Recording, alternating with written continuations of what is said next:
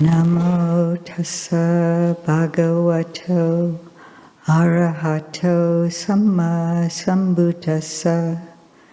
Namo tassa bhagavato arahato samma sambuddhassa. Namo tassa bhagavato arahato samma sambuddhassa. Buddham dhammam sangham namasami. Excuse me. So, thank you, Venerables, for inviting us. It's a real pleasure to be here and having a sense of comradeship amongst monastics, and then also this community is so beautiful here. I felt like the Sahampati has made that request originally of the Buddha to teach, but I felt like I had a choir of devas requesting a teaching. So wonderful. When we were invited to speak, what came to me was to talk about sati sampajanya, and I don't know if a few or many may know that term, and it's a compound word, and the sati is usually translated as mindfulness, and then I think that as far as it's interesting, I was asked what was my favorite of the balas of the 5 spiritual powers, but I think mindfulness is the most famous of these different mental factors that the Buddha has encouraged us to develop. This is a skill, a mental faculty, a quality. Sati is one of the factors in the Noble Eightfold Path. So it's very central in the Buddha's teaching, and of course it's not all.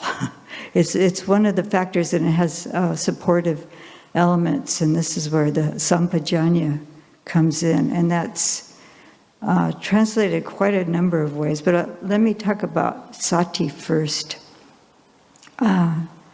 Sati is usually translated as mindfulness or attentiveness. There's also presence.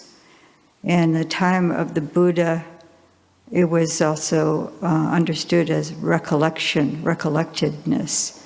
And then you find this in the suttas too. There's an anusati, when you reflect on something, like marnasati, or it would be reflecting on death. So there's different anusatis in the suttas. Dhananusati or chaganusati is that reflecting on our own generosity. So this is recollecting, remembering. And I like to think of it as when you're thinking about presence and mindfulness and awareness, when you think about recollection as being here now. Remember, be here now. I know some people might know of that book that Baba Ram Das had written quite some time ago in the 1970s or something like that. But to be present, to be aware in the present. And then there's a sense that mindfulness is like bare awareness. I've heard that expression used for mindfulness, but it's not about being barely aware. It's about being very aware. So we might be aware of sights just being the seen, just being the seen, the heard just being the heard, the sense just being the sense, and the cognized just being the cognized. And this is a description of the bare awareness. And it is a form of being mindful, of just being present, just being aware of the contact at the sense doors. But we need to have intelligence along with it. It's not the mindfulness of a cat stalking a bird or something like that, and they would be aware of each footstep as they get closer to the bird. And so the intention of the cat isn't particularly wholesome.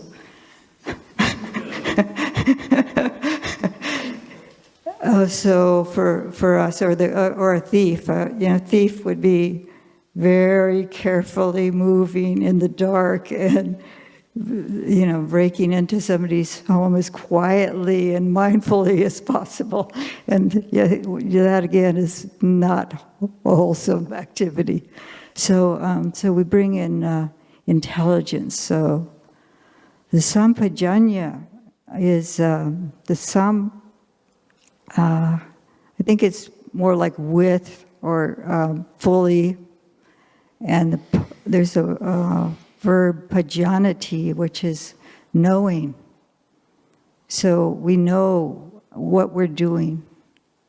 And this knowing is really wisdom. It's not just, I know I'm going to the kitchen and I know I'm opening up the cupboard and I know I'm eating, but I'm not supposed to be eating at that time or something like that. This is not, the knowing as with wisdom, is this appropriate or not?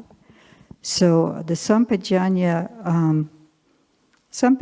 is often translated as clear knowing, and it's also translated as like full awareness, and some situations, some translations, it's situational awareness. So this is in the suttas there appears a practice where it's described as knowing what we're doing. It's a knowing with awareness. We're doing things with awareness. The description is the word is actually sampajanakari, and that's as we're acting, we know what we're doing. So it's described as with awareness. I'm moving with awareness. I'm walking with awareness. I'm speaking with awareness. I'm remaining silent with awareness, or with knowing what we're doing.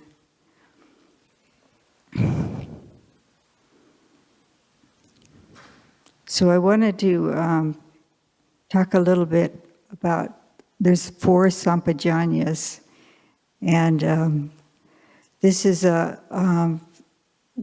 usually sampajanya is considered that we know the actual experience. We feel, if I'm taking a broom in my hand and I'm sweeping, I really know clearly with the body what I'm doing, and I can feel it. It's a kind of meditation. But the 4 sampajanyas, they bring they're commentarial, and you have to know the purpose. A clear comprehension is another translation. Clearly comprehending the purpose of what we're doing. So if I have a broom in my hand and I'm sweeping, I know it's to clean the floor, right? But it's also to be, is this in alignment with our practice? The purpose, is this in alignment with the purpose of developing on the path? So if I'm in a community and I'm sweeping, this is a mutual support, and it's appropriate to be doing in a community or in your household, to be sweeping, and it's supporting you to have a clean environment. Maybe also, if you leave the dirt on the floor, the ants will come, and then that's a problem. You might harm living beings. So this is a support for the practice. My sweeping, I'm doing it at an appropriate time. Nobody else is in the kitchen. I'm not getting in the way because other people are cooking and using sharp knives or something like that. So the purpose and the appropriateness, the second one. The first is the purpose. And the second one is whether it's appropriate or not, or suitable. That's the second sampajanya. And the third one is gochara. And this is a pasture. The go is a cow or a bull. And so this is staying in the domain of your meditation. So if I'm doing the sweeping mindfully, carefully, thoroughly, I'm staying in this kind of some mode of mindfulness. So I'm bringing the mindfulness throughout the day. So that's the gochara, the domain or pasture. And the last one is asamoha, which is non-confusion or non-delusion. And so if you have sati sampajanya with this, the fourth one is non-confusion.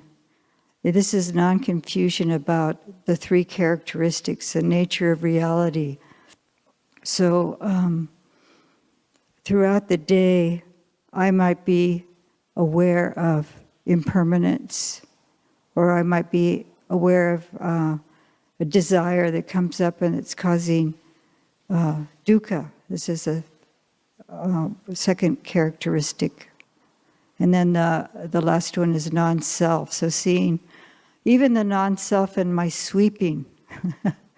This is just a condition that's occurring at this time.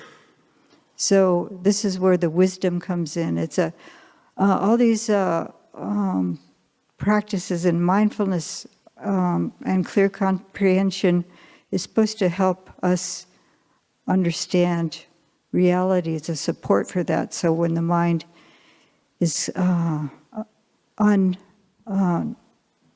unburdened with thought and worry and distraction, then we're able to see clearly. And this is where the clearly comprehending comes in with this practice. And also seeing what's arising in the mind, seeing how the mind works. So there's the mindfulness of the body, and then there's also the mindfulness of the mind. But the sampajanya also works there as well, because there's that knowing, the awareness paired with the wisdom, the clear knowing. So I'm going to allow for time. I'm going to allow for time for Ayyā Niyyānika, who would like to also speak, and would love to hear from you. And here's the clock. Thank you. And it's ish, so you have to. All right. Well, ish. So continuing on this exploration of sati sampajanya, I, of course, had heard the terms before I went out to a monastery to practice and to support. But, really, how do you work with them? And I was lucky enough to, Venerable Kachayana, who's also now a bhikkhuni, and I were aspirants at the same time out at Aranya Bodhi. And we were reading through Digna Nikaya number 2, on the gradual training and the commentary. I'm not sure that was the commentary that Ayya Suvijjānā was just citing from, but that's where I first came across this idea of clearly comprehending this awareness that was steady and embodied. But I asked Ayya Suvijjānā then what this sati sampajanya was, and she asked me a question in return that I'll ask you. Do you remember which shoe you put on first this morning, the first time you put your shoes on? Yeah. Okay, I'm seeing some head nods and some not so sure's. So that recollection part is the sati. And I was really lucky that morning because I was able to reply, well, actually, first I put my slippers on, and it was the right slipper that I put on first. And she said, well, is that because you always put it on, the right slipper on first? It's just habit. And I said, no. I was sitting in meditation and I had my right leg over the left, and so the right leg came forward and I had the slippers just off to this side, and I was able to put the right slipper on first. Now, not always the case. I was, like I said, I was lucky that morning. And she says, that's the clearly knowing, that's the wise sense of completeness of recollection. And that was really, I was kind of pretty glad that I was like, okay, gold stars for the moment. But also it gave me a real clear example, a tangible example that I could then look at other mornings where it wasn't so clear, where it wasn't so tractable of, what did I do? So this morning when we came in and Ajahn Kovalo was asking about, favorite powers and least favorite hindrances, and I'm like, Ajahn Nisabo, what are the powers? I can't even recall them at the moment. Not a lot of sati. It's not that they're not in there, they are, but the recollection power, just low. And the hindrances, I didn't have to ask for the list because it was pretty obvious. And so the question of what is your favorite? Well, I answered it, what was I favoring? What was I favoring at that moment? I was favoring torpor. I was favoring that I don't even want to go into my head and try and pull up the powers. Just spoon feed it to me, please. So pretty clear that I was not favoring mindfulness at that moment. And if I looked at, the body awareness at that point, what am I? It's kind of a sickly, sluggishly, sloppily kind of attending. And it's like, okay, now I need to reground, recenter, reopen, and bring that warmth into my heart. So I also appreciated Ajahn Kovalo handing me the mic to chant the highest blessings. Because this is one way we can bring ourselves back, bring ourselves into this present moment, doing a recollection of the Buddha's words, doing some way of touching in and naming off these blessings that lead all the way to Nibbana. So Ayya Suvijjānā also talked about these 4 characteristics of the sampajanya, she said situational clarity, clearly apprehending, mindfully attentive, and clear awareness. These are all kind of put together. It's a difficult word. There's, if you want to go deeper into it, Ajahn Analio, or does he doesn't use Ajahn, Bhante Analio, Bhikkhu Analio, Venerable Analio. We'll go with Venerable. See, lots of ways to name a bhikkhu. Venerable Analio did the encyclopedia entries for both sati and sampajanya. And you can spend a long time following the tracks and the suttas that are listed in there. It's a really wonderful place to, usually you're reading it on a mimeograph form that's then been reproduced on the web, but the text recognition is getting so good, I was able to actually highlight it and have it copy it into a document, which it used to be when I would go to his articles, I'd have to just hand type them or write them out. So even our AI is getting a little more clear comprehension, but don't trust it. Don't trust its mindfulness quite yet, but it can be a help. But really these characteristics of its purposefulness, its suitability, its domain, that's the Gochara, one of my favorite words, and non-delusion, or I liked non-confusion, when Ayya Suvijjānā was saying non-confusion. And at Passaddhi Vihara, we're talking about developing the Vihara at the pace of practice. And I realized that that's actually really tying into this sampajanya. And so for Clear Mountain, let me take one step back. Transitions. Another great place to practice in daily life is transitions. And start with the small ones when you walk through a doorway, or you pick up a mug to have a drink of something.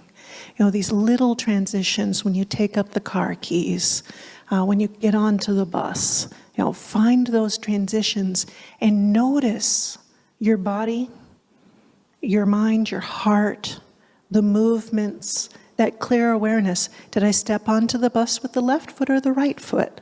You know? Did I reach with the left, the right? Did I have a bag over one shoulder? No. Notice those things, and not in a tight way, in this open, spacious, aware way. And so Clear Mountain's going through a transition, a land search.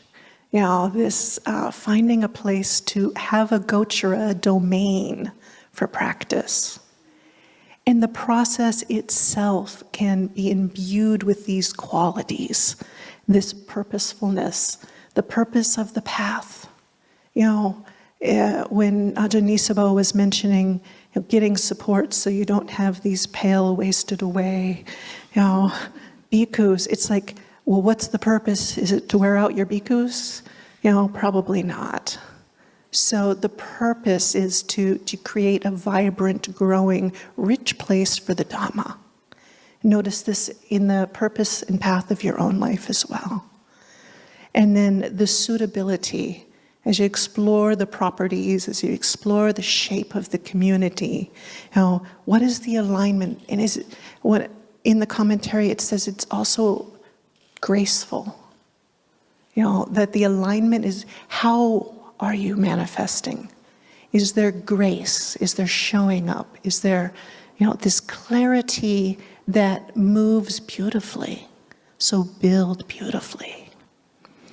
And then the domain itself, you know, is this a place that's, when we're looking at it for our meditation practice, it's about the sense restraint. So as you design and develop and structure, are you helping each other, and are you helping your bhikkhus to have that seclusion as well as the community? Is it for the purpose, the suitability, and the domain that is supportive and unconfused, undiluted? So, you know, not delusion about why and what and where, and is it in alignment with nature? It's unfolding. You're seeing, even Ayya Suvijjānā once, when asked at the hermitage we were at, to envision the future of the kutis. I'm telling on her right now. Do you want to say what you said? I just imagined them tumbling down and impermanent.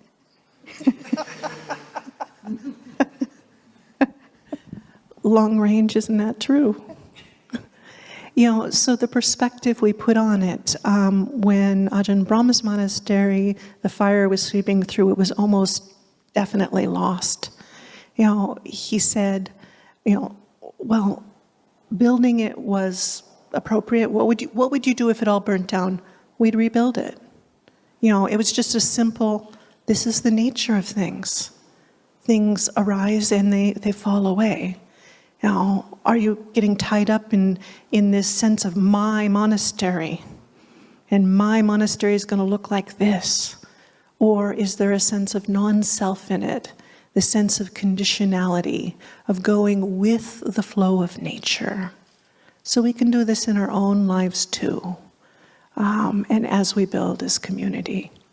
So moving at the pace of practice, you know, finding the characteristics of purpose, suitability, the right domain, and a non-delusion, non-confusion. So I'll close with that and open it up for questions. Thank you, Ayya.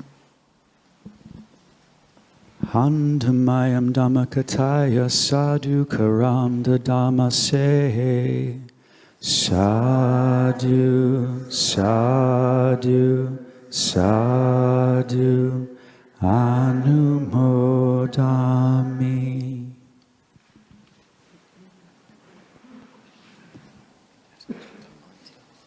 So this is a time for questions. People have questions online. They put it in the chat, I believe. Is that right?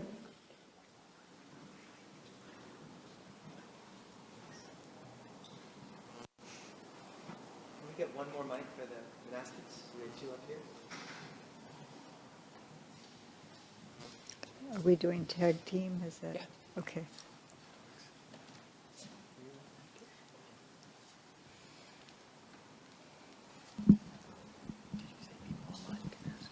Yeah, Thank I you. did. I asked for your teaching. Would you give some more You have to- guidelines? Okay, thank you for your teachings. Would you give some guidelines about addressing sloth and torture, the hindrance? Yes, so awareness is really important. So if usually it's spoken about a hindrance while you're sitting, but you can also notice during the day, the mind it's also dullness and drowsiness. So bringing awareness to your experience. So if you can catch it when it's just starting, it's easier to work with. And also why? Why is there this dullness, drowsiness, or sloth and torture? And some of it is due to aversion, being aversive. So I'm feeling bored, I don't want to be here, my legs are hurting, and then I just check out, kind of thing. It might happen. That may be the reason. If how much we've eaten, if you're on a meditation retreat or you regularly sit time in the evening, not having a huge meal is recommended. Watch what you're eating. It's not like really heavy carb and heavy meal, a lighter meal in the evening. This is why the monastics fast after 12 noon is to have this lightness in the evening for meditation. Also just really assess, am I tired? Am I exhausted? Do I need a rest? Is there something going on? Not to just kind of make excuses for yourself all the time, but just to be kind to yourself and assess what's really going on. And then if you are struggling on the cushion and you have the opportunity to get up and do some walking meditation. There was a period of my monastic life where I was on retreat, and every time I sat down on the cushion, I was like falling asleep.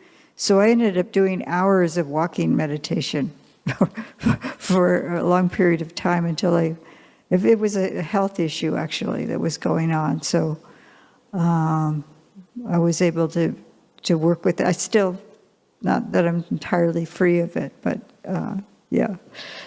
And then just being compassionate. Don't add aversion to aversion. Like if that's when I was in the really thick of it, I was Freudian slips calling it sloth and torture, and then I thought that's actually fitting. So I hope that's helpful. Did we want to? Anyone else want to? I definitely have some thoughts. Okay. I got some over here. Yeah, great question. And just a plug. So as Clear Mountain as a whole, we have a pretty vibrant and flourishing online community. And every day, every weekday, we've got 4 hours of online Zoom meditation, which is just like meditation like a normal person, except it's on Zoom. And that's morning, noon, and in the evening. And really formal meditation is like going to the gym for mindfulness. You can be mindful all day long, whatever you're doing, just like you can use your muscles all day long. But going to the gym, formally sitting down to practice meditation really is a very concentrated way to practice this meta life skill. And it's good to note that doesn't have to be a correlation that the more closed your eyes are, the more mindful you are. it's really good to actively divorce yourself from that perception and to really experiment with open-eyed meditation, because it's absolutely the case that sometimes you can be more mindful with your eyes open than with your eyes closed, especially if you're feeling even the slightest degree of sloth and torpor, of tiredness. That is definitely the time to open your eyes. And at those times, it's open-eyed practice, which is really the practice. So learning how to do that, how can you actively stay with your meditation object, with the breath, with some touch, feeling some part of your body, perception of light. And yeah, and that really is, that can be a practice when you're tired, and you can actively train in that. So would really encourage people with that, and join in a group. This is a time we've got usually between 6 and 30 people meditating these 3 times a day for 4 hours. So join sometime, and it's like, yeah, we'll get meditatively sweaty together without the sweat, without the sweat.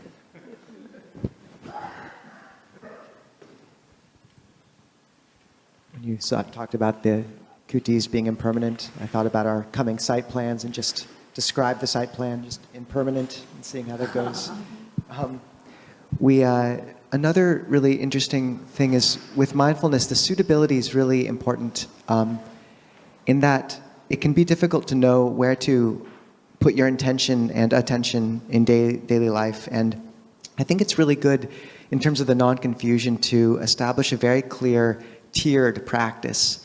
So that way, when you don't know what to focus on, you have your first go-to. And for me, I think loving kindness is such a powerful meditative object that if that's available to you in any moment, on the cushion or in daily life, that's just a really good one to lean into. And so if you can think of, like Bhante Sumita was talking about, like the beings who you're going to be walking into a room with, may they be well, may they be happy, may they be healthy.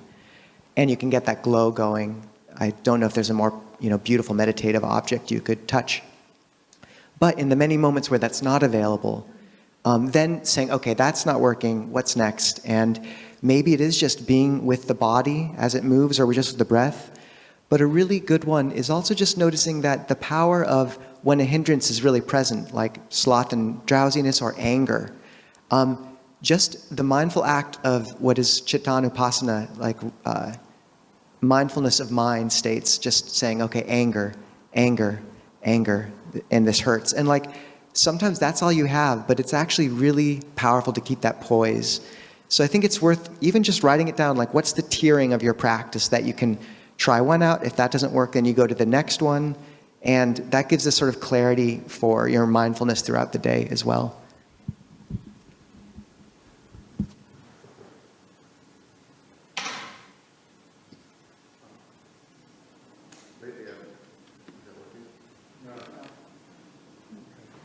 I think I got it now.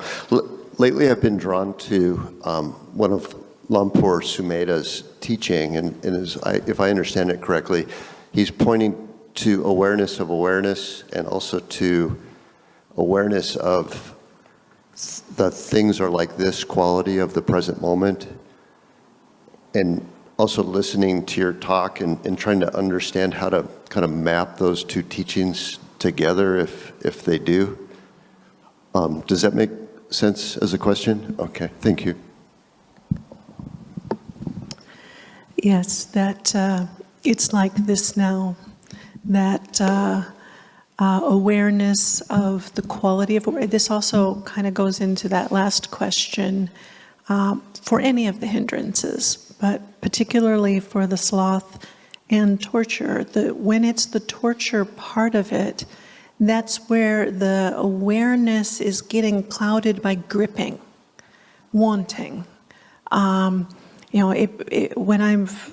I'm quite tired right now of dealing with some insomnia, some pain, some health things, and I can go into storyland, which is not awareness of awareness. It's awareness of it's a kind of a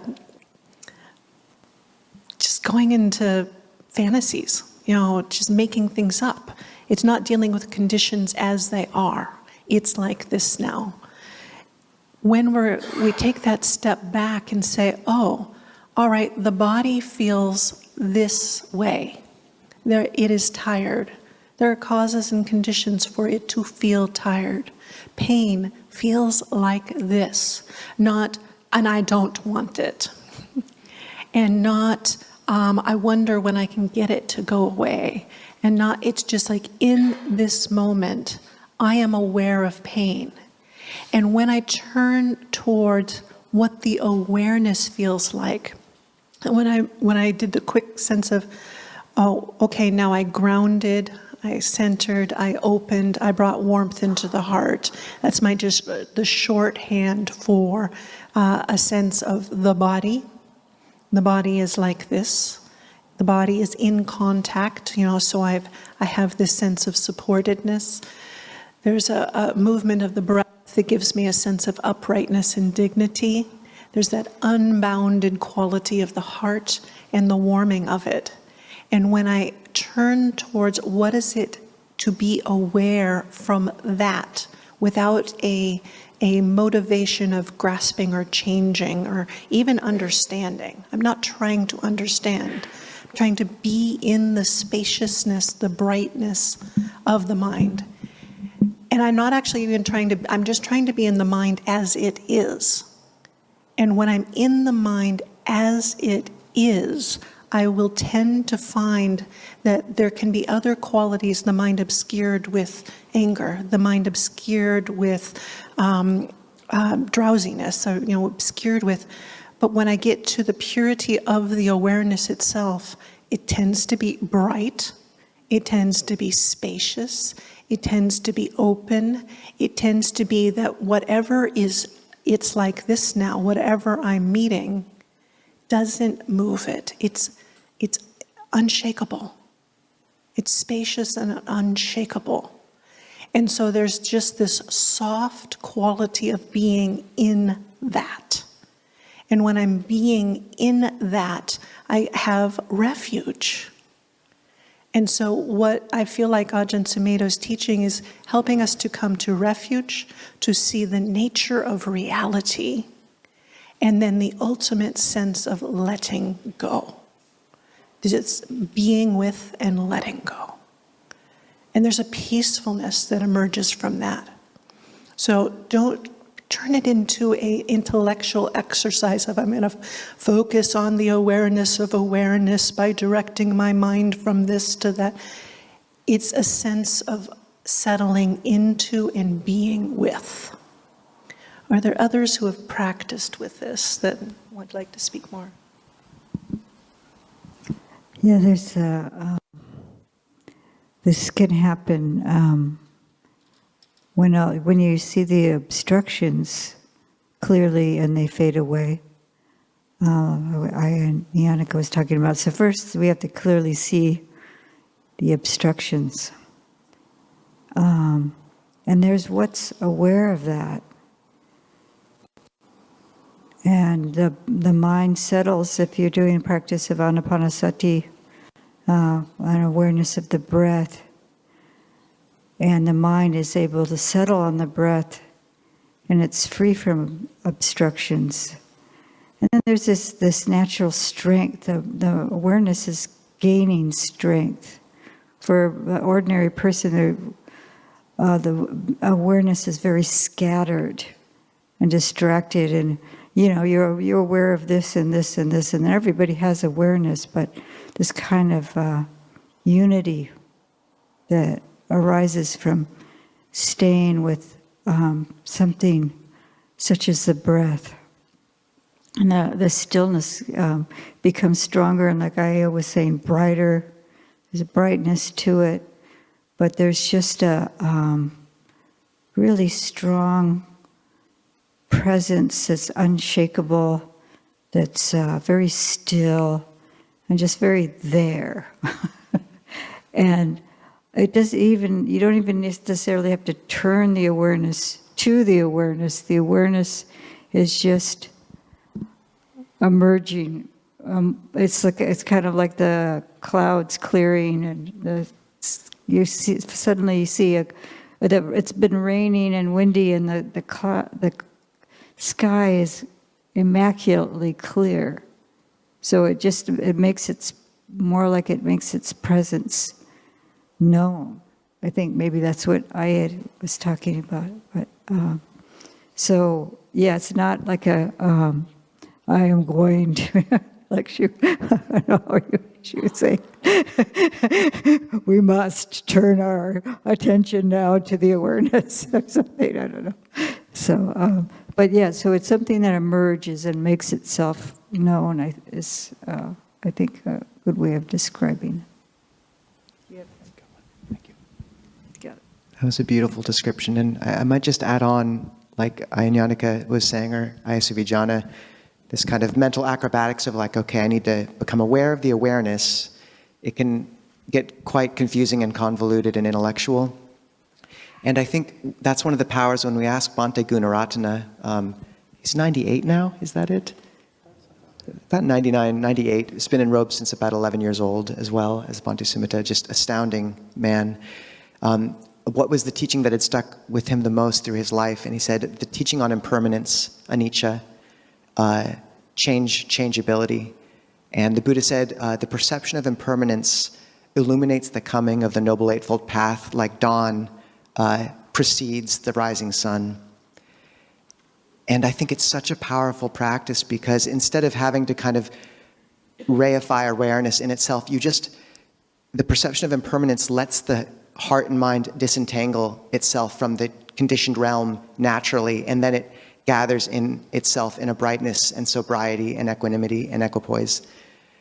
And I think you can really see this, like if you have a lot of disappointment or pain, that's one of the hardest things to take refuge in awareness during, because you want to change it so much. And in those moments where you feel that bruise of disappointment or failure passing down the body or embarrassment, you want to negotiate and bargain with it to get it to go faster, but just to be like, okay, I can't rush this impermanence, it will pass.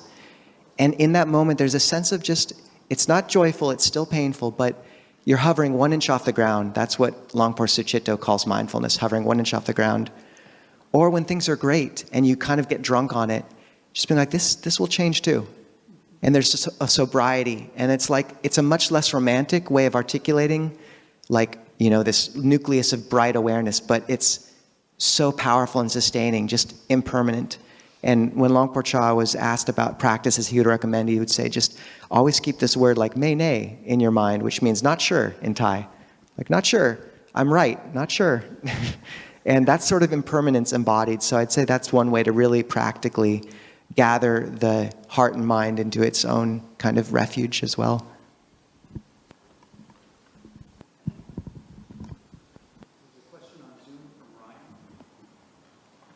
Ryan on Zoom, please. Hi, thanks, Venerables. Can you hear me? Hello? We can hear you. Okay, great. During the Dhamma talk, I mentioned the importance of transitions for developing Sati Sampajanya, and I wanted to just maybe query a little bit about the transition from being on the cushion in meditation when we're very focused. I mean, even before the talk, we went into some bodily awareness, and you get the very grounded, relaxed state of mind. And then when you get up off of the cushion, it can be easy to be swept along by all of the transient phenomena that we're dealing with. So how can a practitioner embody that meditative focus and maintain it after meditation and keep that Sati Sampajanya going?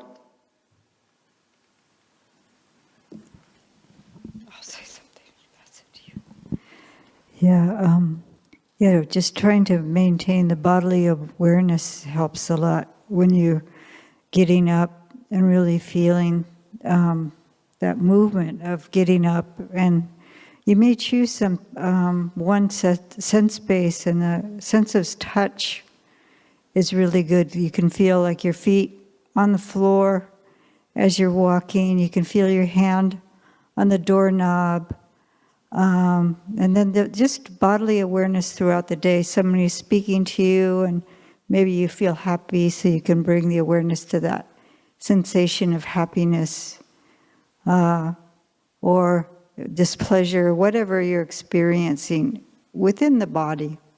And then also the awareness of when you are distracted. Oh, this is what being distracted feels like, and how does it feel in the body, and what's going on with my mind, and then even just tracing back, whoa, that was quite a bout of papancha there. We started out here, and now we're like off on the moon somewhere.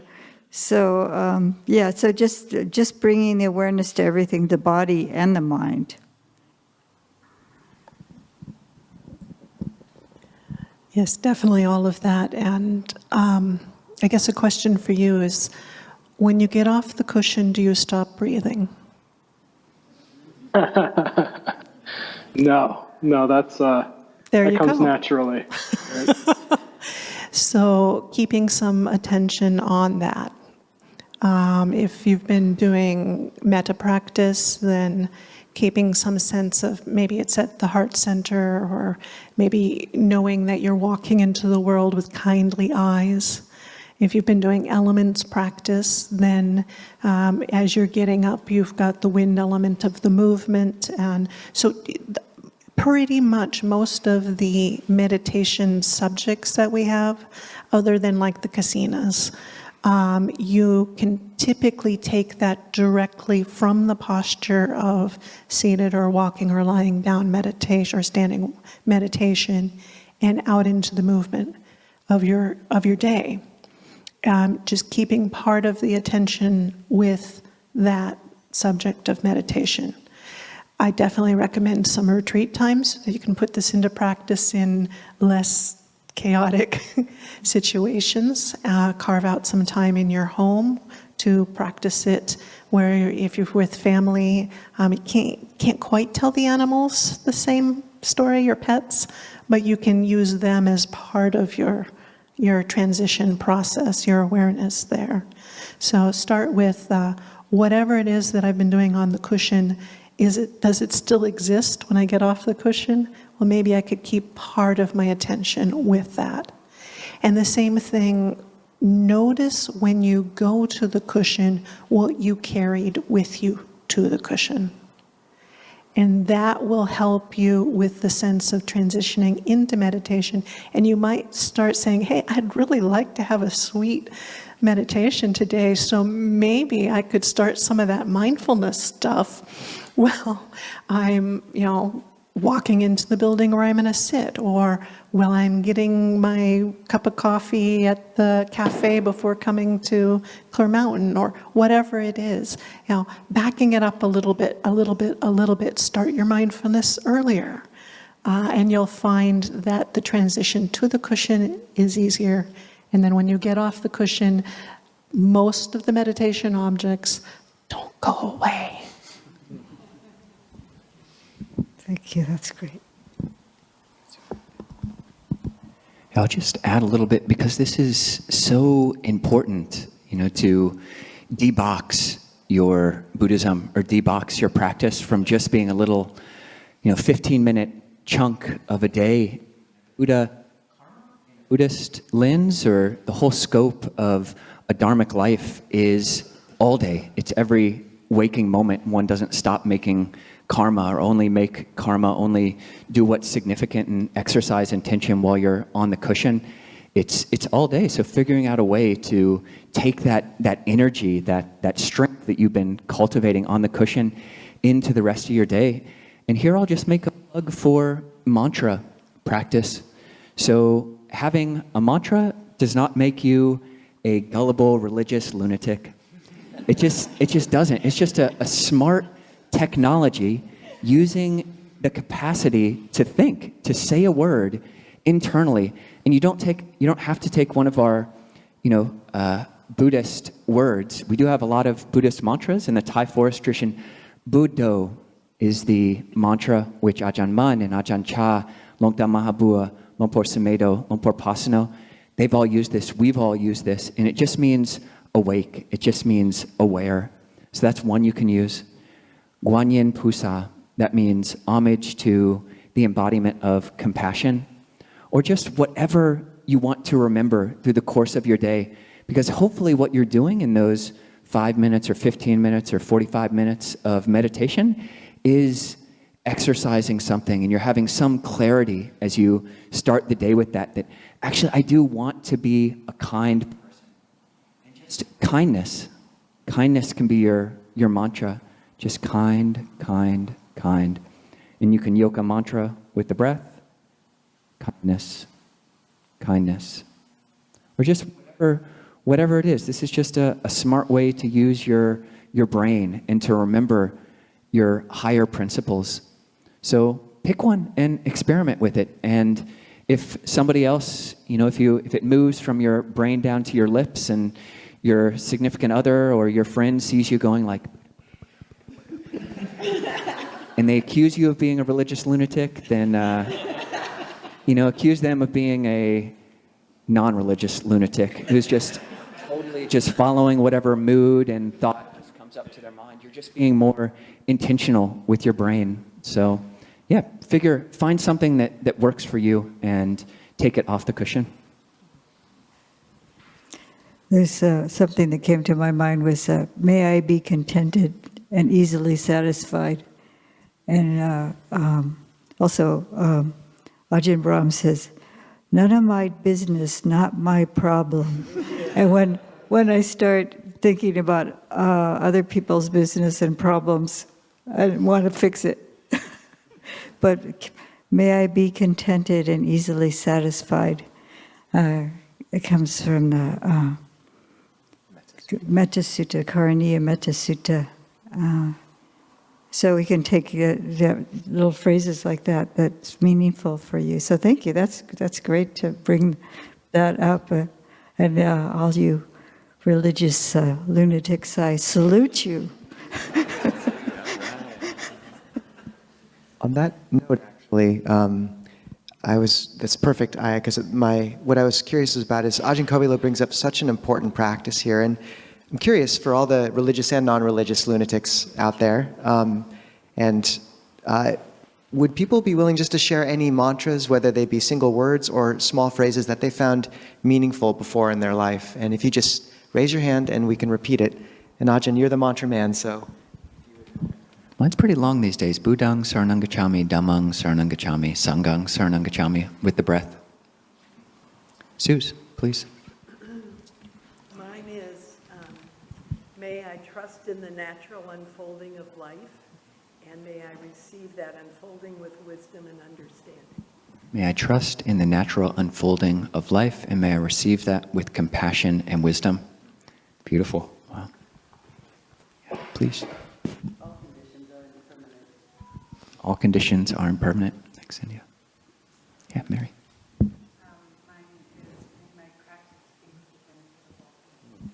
May my practice be for the benefit of all beings. Alex.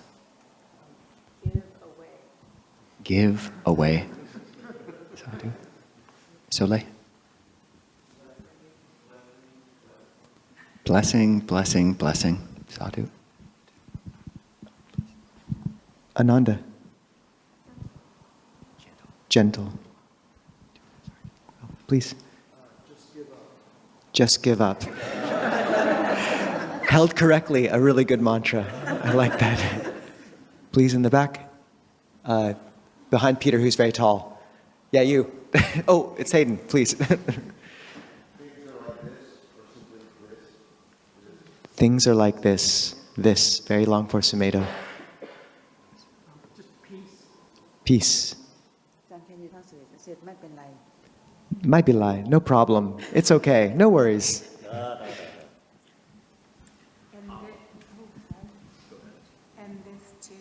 And this too.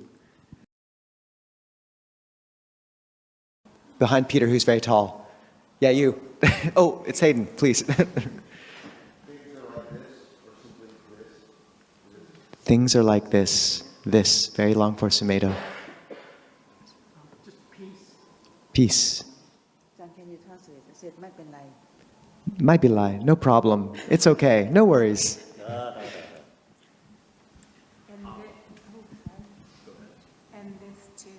And this too.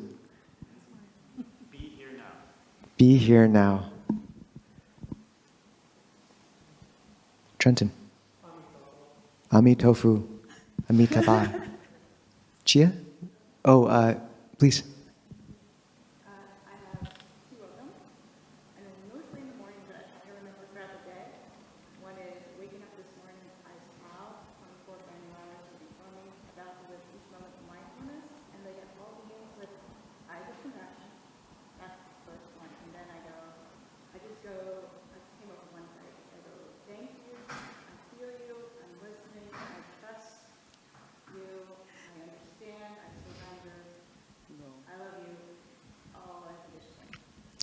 Okay, I'm not going to remember all of those, but I think there's a really important point there, which is that it can be spontaneous and from the heart, and really yours. I trust you. I love you. Vow to look at all beings with kindly eyes, and a lot more good stuff. That was wonderful. Harry. This is what's real. Ayya's would. Oh, please, there's someone in the back. I can't see, whoever you are. Not me, not mine, not I. Not me, not mine, not I. Okay, we have to circle in, but actually, Ayya, can I pass the mic back over to you to share any mantras that you found particularly touching or have heard that you've loved? This too. Well, sometimes I think about the simile of the saw. My mind will remain unaffected. I will utter no evil words. I will have compassion for the other person's welfare. And starting with them, I'll pervade the all-encompassing world with a heart imbued with loving kindness, abundant, exalted, immeasurable, without hostility, and without ill will. I don't know, it's a teaching in that I think this is a recollectedness, is you can just have the phrases, a longer phrase like that, or just a few words. But that's it.